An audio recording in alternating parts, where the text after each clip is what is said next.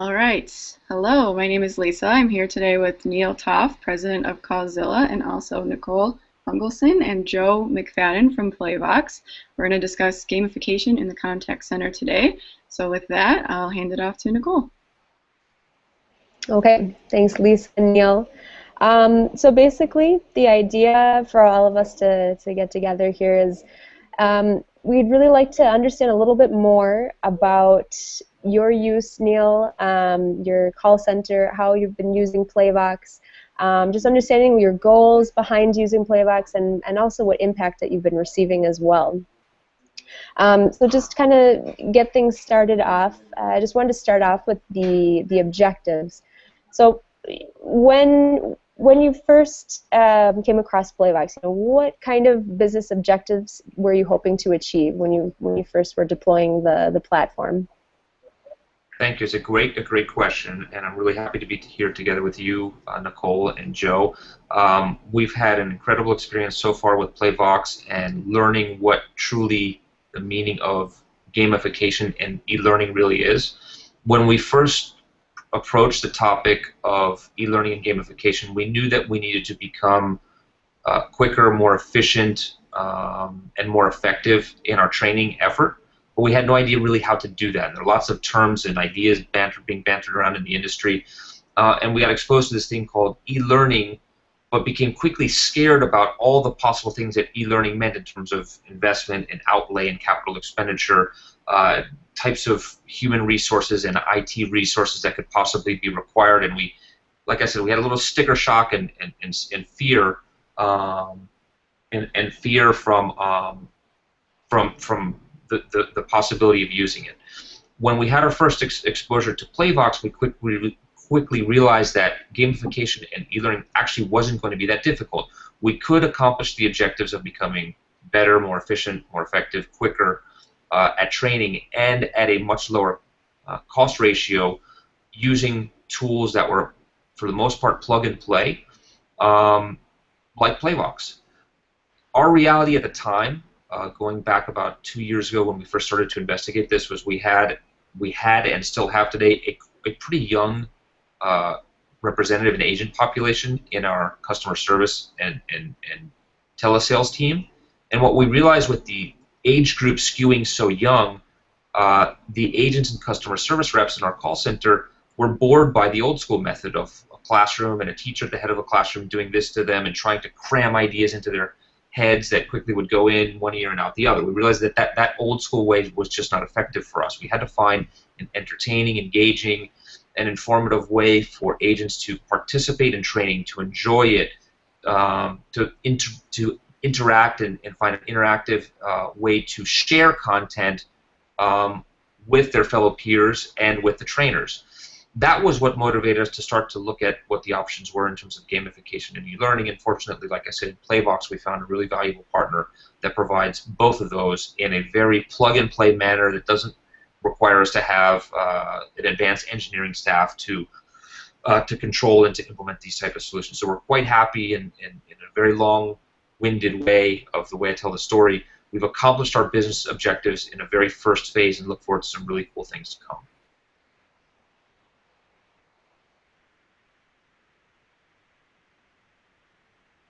Excellent. Okay.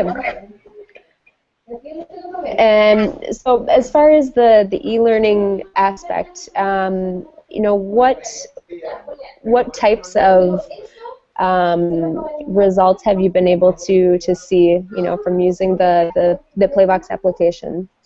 It's a great question. As a first-time user, we actually, on our own, really struggled with trying to define what the KPIs were going to be to look at a before, during, and after.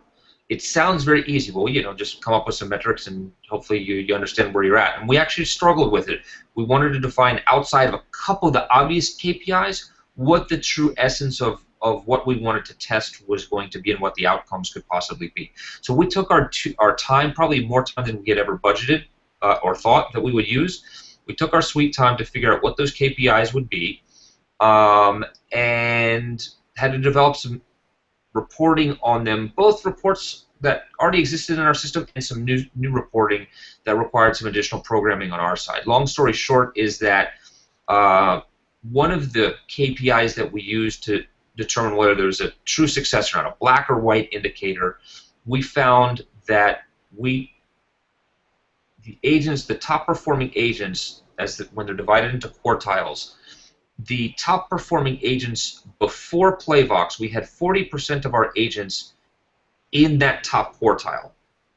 The after PlayVox, after the initial test that we did with PlayVox, we jumped to 70%. So we saw a 30% increase in performance of that top tier. And for us, that was one of the critical factors. If we could move, sort of revert the pyramid so that, you know, a lot of people talk about the reverse pyramid. If you can see it, you have, sorry, it's more like this: top performers up, very few top performers, and a lot fewer many low performers at the base. We were able to almost do this, where we had more top performers in the best performing quartiles, quartile number 1, and had fewer underperforming or lower performing agents in the bottom quartiles. We're still very much evolving how we analyze and review and measure this. It's not as easy, like I said, as it would seem, but that's part of the learning curve. And this, we've received some incredible support from you guys and from PlayVox about how to actually establish those KPIs, how to utilize the tools within PlayVox to measure them. And as we get more sophisticated in this, I think we'll certainly add more and more variables into it. But first, we're learning how to walk before we run. Neal, this is Joe McFadden with PlayVox. A question for you is, you've spoken to the application for e-learning and touched on the performance KPI capabilities. Can you speak to the integration that we have? As you know, PlayVox has 3 key applications: a performance campaign builder to track key performance metrics, a social engagement community wall to engage users and recognize them, share best practices, and then this e-learning module, all built into what we call a cycle of self-improvement. Can you speak to the 3 applications and how it kind of closed the loop for you in terms of seeing the improvements that you spoke to? Certainly, Joe. Thanks. And I think it's a great question. Modules 1 and 3 that you just described, for us, it was quite obvious to implement modules 1 and 3, to have the learning piece and the gamification piece. That's what we really thought was going to be important. However, in the process, and unexpectedly, we realized that the social aspect for us became much more important and occupied a much more serious weight in the overall effectiveness of the program. The ability to use the communication and social tool for the agents and reps to communicate with themselves sometimes in an informal and sometimes in a very formal way within that contained ecosystem was extremely helpful, number 1. Number 2, the communication between agent and trainer and agent, or agent and supervisor, supervisor and agent, was an extremely effective way for us to communicate simple, basic ideas. A change in a program, a change in a campaign, the introduction of a new metric or KPI or goal. It gave us the ability to communicate in a much more rapid fashion, in an organized way, but in a targeted way with a greater number of people in a much more reduced period of time. In the old way, before PlayVox, the supervisor would have to go to each individual agent, whisper in his or her ear, or convene them back into the training room or in a pre or post shift meeting and explain and talk. And that takes time, and the agents sometimes would lose attention and focus. Whereas this is much more targeted. It goes right to the desktop. Every message is seen right on the screen in front of them, and gave us an amazing ability and vehicle to communicate, like I said, directly with the agents. The combination of the 3 modules is just really powerful and impactful. The gamification piece, of course, it creates some competition and enjoyment and a little bit of healthy banter between the agents. The social aspect of everyone being able to communicate with one another. And then, of course, the learning piece of it, where everything is open and accessible in an on-demand fashion, both for the agents to consume content, but also for the trainers and creators of content to create in a very quick, agile, and easy way and push out and distribute content without having to, do very difficult and cumbersome methods of sharing and convening people in the old school way into a training room. It just we're able to move much quicker and achieve results in a much quicker way. Yeah, very good, very good. You mentioned this quartile system that you have in moving and tracking how many people are in the top performing quartile.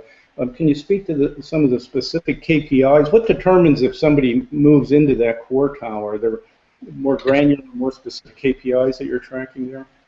It's a fantastic question, and there are some easy ways to answer that, and lots of call centers, or more and more call centers, I think they're using the quartile system. How one structures the quartiles, there's a number of different interpretations and ways to do that. We're still, in fact, I think, evolving and perfecting that.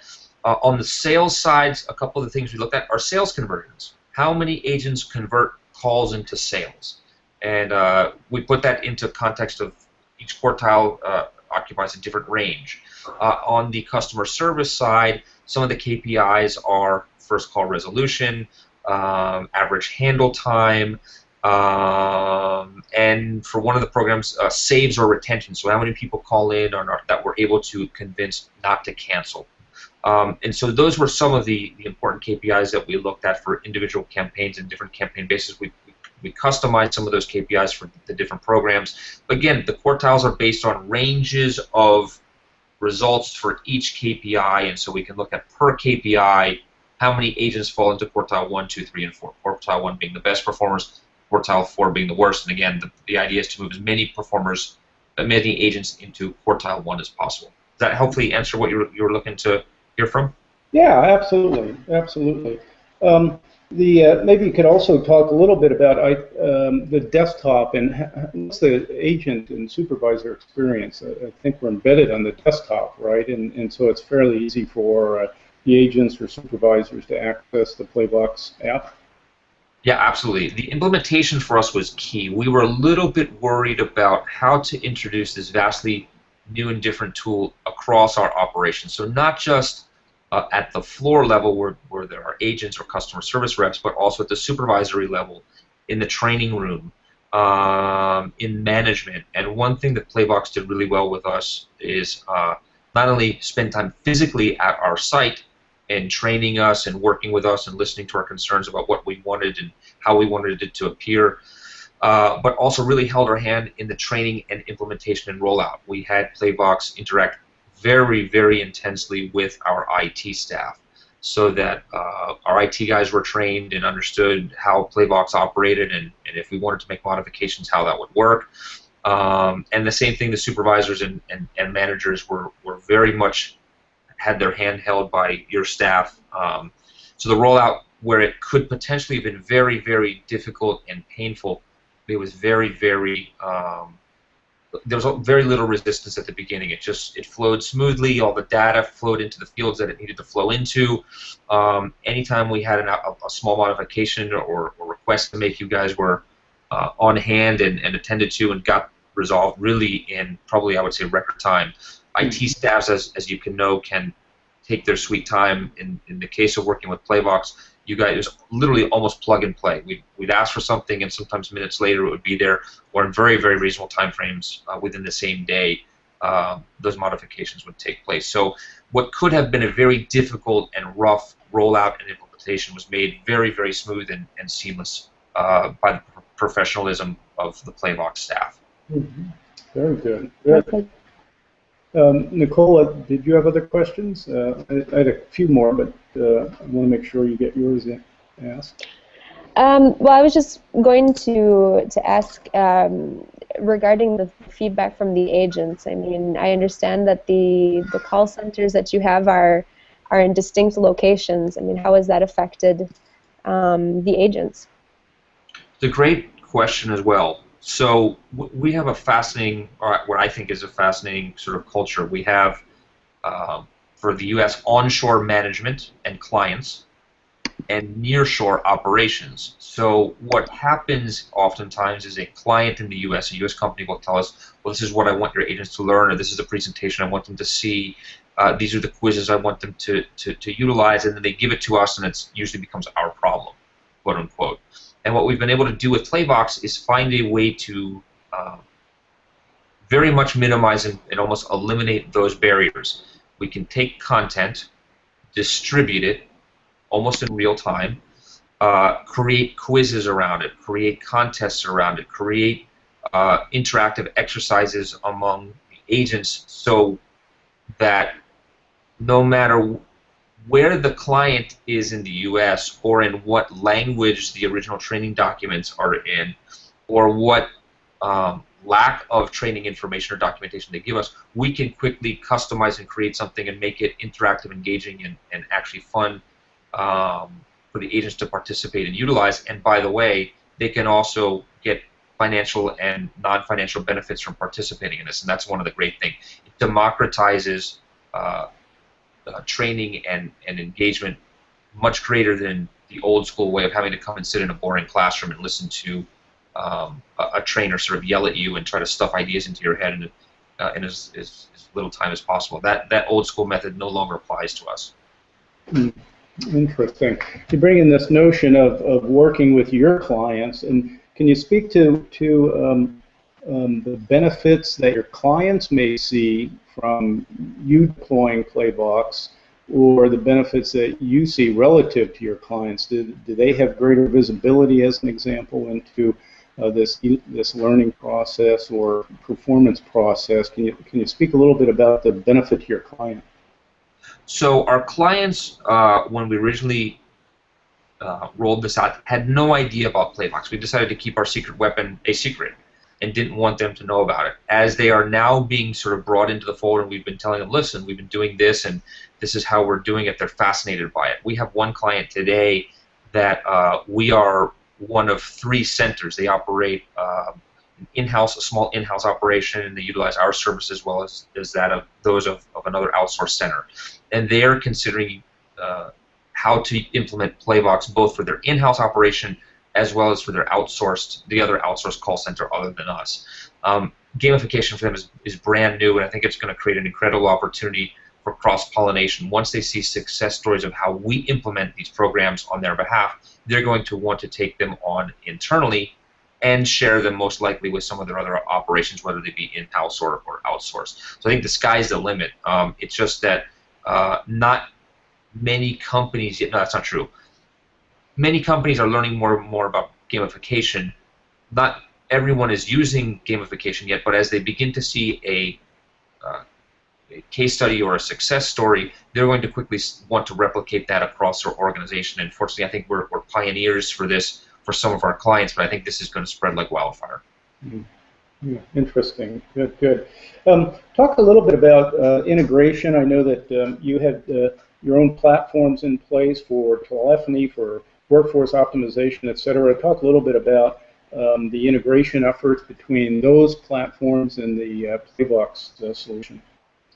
Sure. So one thing that I was worried about before implementing PlayVox was how to get the data, all of our data sitting in raw numbers in our databases, how to get that imported in real time into PlayVox, because that can be a large IT project in and of itself. And one of the things that I had asked your team at the beginning was, well, really, are you going to be able to do this? And their initial thought was what it should have been. Oh, yeah, sure, it's no problem. Well, I can tell you that really it wasn't a problem. They worked very closely with our IT team and figured out where to source the data, tap into our database, and only in the select fields that were required, and in a very, let's call it, encrypted and protective way, so the data would only flow into PlayVox and not flow outside of that ecosystem. And we just made PlayVox, like I said, an extension of our own ecosystem with our own internal call center platform. It just became an extension of it. It's been very seamless the way that's worked, and I think that's hats off to you guys, because what could have been very, very complex and difficult and painful, fortunately never became that way. Our IT team worked very successfully with your programmers and staff and engineering group to make sure that the data flowed seamlessly. Yeah, very good. I just had one other question. Nicole may have others. Around this whole notion of motivating and engaging employees and trying to connect the dots between those kinds of programs that maybe today are being put in place and managed in a very unstructured way. How does a an operations person connect the dots between those motivation engagement programs and real live payback through the movement of key performance metrics. Can you speak a little bit to that notion of how does PlayVox structure motivation and engagement of employees in a way that has a return on the business? It's a great question, and one that we haven't fully solved yet because we're still in a relatively early stage. One, you have to figure out how you define engagement. Engagement or employee engagement is not always an easy thing to define.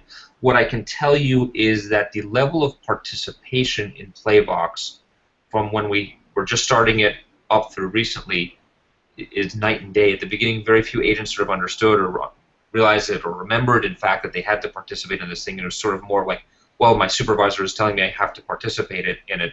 Now it's the opposite. They want to. There's no instruction or no reminders or tapping them on the shoulder to say, hey, you haven't logged into PlayVox in a long time. PlayVox is not part of what they see on their daily on their screens and what they're involved in with their daily activities. The engagement level is extremely high in terms of participation. The other thing that we see is that because the agents are rewarded for their participation through points and badges and other things, there's a natural motivation. They want to participate in that windfall. They want to receive some of the monetary and non-monetary benefits and prizes from that. So that works almost without any friction whatsoever. They see a carrot and they want to go for the carrot. Mm-hmm. The other interesting thing is that the social element has been absolutely outstanding. The community is able to see who does what, who took what course, who passed what exam, who's doing well in the KPIs, who's not.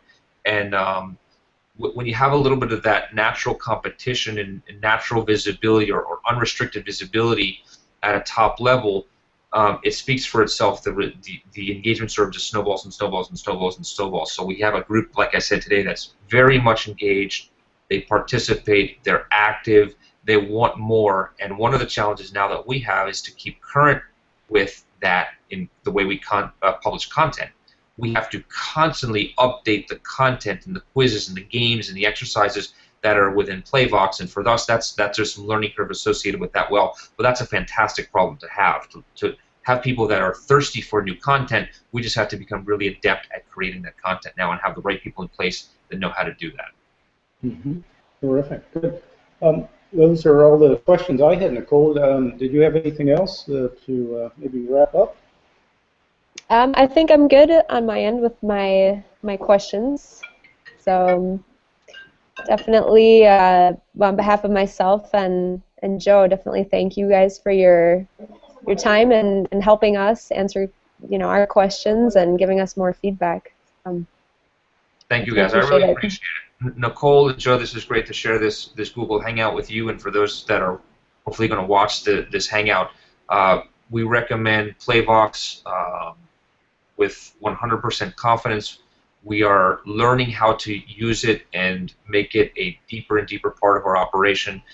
As I said before, the sky's the limit as to how we do that and how quickly we adapt that. I think we're going to have an incredible future together, and I think that those outsourced call centers and in-house call centers need to look at gamification as a very powerful tool that has low barriers to entry, and when you find a partner like PlayVox to work with and hold your hand, it's a wonderful partnership. So thank you both. Thank you to PlayVox, and really appreciate your time. Yeah, great. Thank you. Take care. Thanks, everyone.